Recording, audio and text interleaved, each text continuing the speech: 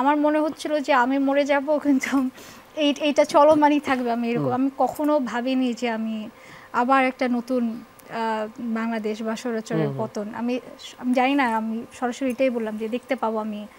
আপনি যতই উপরে উঠতে চান না কেন, আপনাকে কিছু একটা গ্রুপ থাকবে বা কতিপয় গ্রুপ থাকবে যারা আপনাকে পিছনের দিকেই ঠেলে দেয়। এই সবচেয়ে বড় শিকারটা হচ্ছেন আপনি। আসলে আমরা আপনাকে অনেক দিন পাইনি, এবং এটা হয়তো বা আপনার সেই you are so vocal about this, সত্যি কথা এবং সত্যি কথা বলতে চেয়েছেন, প্রতিবাদ করতে চেয়েছেন, সেই জন্য আপনাকে অনেকভাবে কোণঠাসা করে রাখা হয়েছিল, বা এক কথায় অঘোষিতভাবে নিষিদ্ধকরণ করা হয়েছিল। আসলে অঘোষিতভাবে শুধু যে নিষিদ্ধ হয়েছে তা না, আমি বহুভাবে অসম্মানের শিকার হয়েছি। মানে সেটা একদম বাজে রকমভাবে।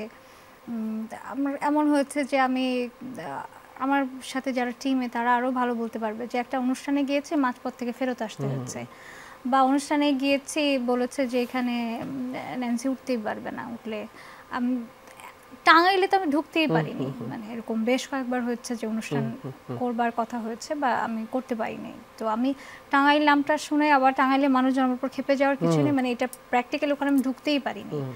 তো এরকম আমার কাছে কষ্ট লেগেছে যে অসম্মানগুলো না, মানে দীর্ঘ সময়ের একটা অসম্মান, কাজ করতে পারছি না, সেটা একটা মানুষ যখন একটা কাজে থাকে, সে যখন সেই কাজটা থেকে করতে পারে না, সেটা তো একটা যাতনার কারণ।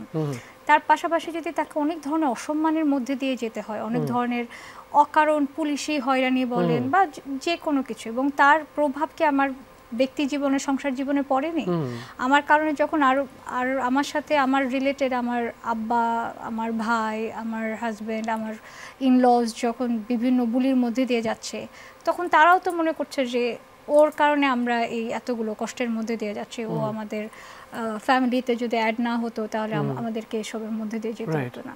তো সেটা ভয়ঙ্কর ছিল, ভয়ঙ্কর। এবং আমার মনে হচ্ছিল যে আমি মরে যাব, কিন্তু এইটা চলমানই থাকবে। আমি এরকম আমি কখনো ভাবিনি যে আমি আবার একটা নতুন বাংলাদেশ বা স্বৈরাচারের পতন। আমি জানি না, আমি সরাসরি এটাই বললাম যে দেখতে পাবো আমি ভাবিনি। রাইট।